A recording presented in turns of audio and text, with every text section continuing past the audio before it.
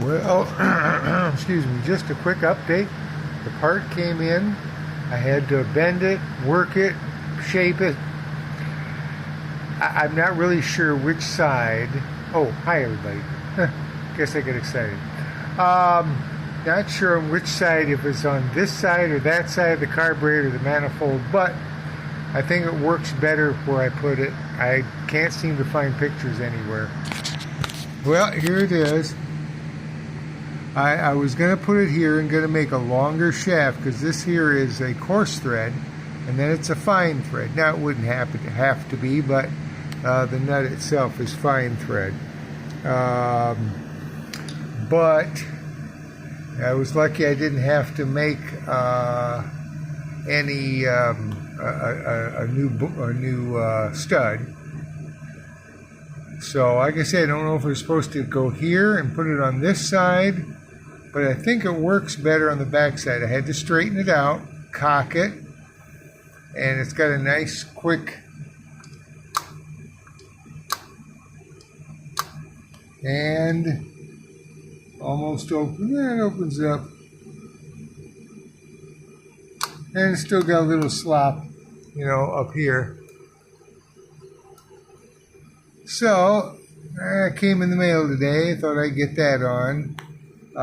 Like I said, cut the little nub off. I've got a couple of these, and they're not, you know, if I ever have to go back to another carburetor. So, and it's pretty solid there. But like I said, I had to straighten it out and cock it up and make it a nice, smooth transition for that.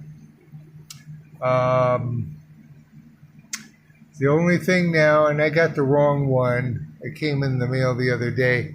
It only comes down to about here. I think it's for over there for your choke, but I need the one that's gonna, and I've got it coming from here. It's hollow. Got the knob. I already made a knob. I got to rethread it, but it says flasher on it. I think it came out of a 72 Dodge Dart. But I've had it for years and I always wanted to use the knob for something, so maybe I will.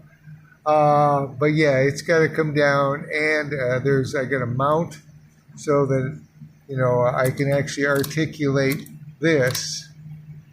There's some kind of mount which I got to figure out how that goes, but I think it mounts mainly on the back side of that. Oh, and there's my filter I made. They want like 23 bucks or something. This one I had, when I used to do refrigeration, I had a piece left, trimmed it down and put a wire around there, and it goes around there, and you just kind of curl it around it when you put it in. So it was working yesterday. Finally got to put this back on. But just give you guys a heads up, and hope everybody's going to have a great weekend. One of the rims that I had on eBay sold, and the guy wants the other one, but we'll see if he buys it or not. You know, he's trying to flim-flam, say, I'll give you $100 and then ship it. Well, you know, it's $40-some to ship them. So, and I got them for like $100. Buy it now. So that's a front one, I think. Yep, that's the front one. He bought the rear one. And I sold one of, I sold one of my primary, the FX one without the bump, or for the floorboard. So I got one of those left.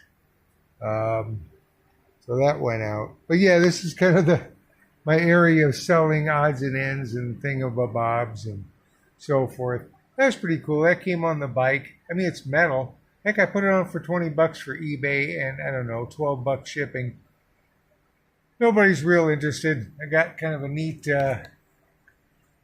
one-sided, that's for a Sportster. I think it's for a Santee frame. Yeah, I got all kinds of odds and ends. These are pretty nice. You can use those as spotlights or standalone. They are high beam and low beam. So I got two of those. Just all kinds of odds and ends. Old panhead thingy for spotlights there. But, well, I'll catch you guys later. And be careful. I'll see ya. Bye-bye. Have fun.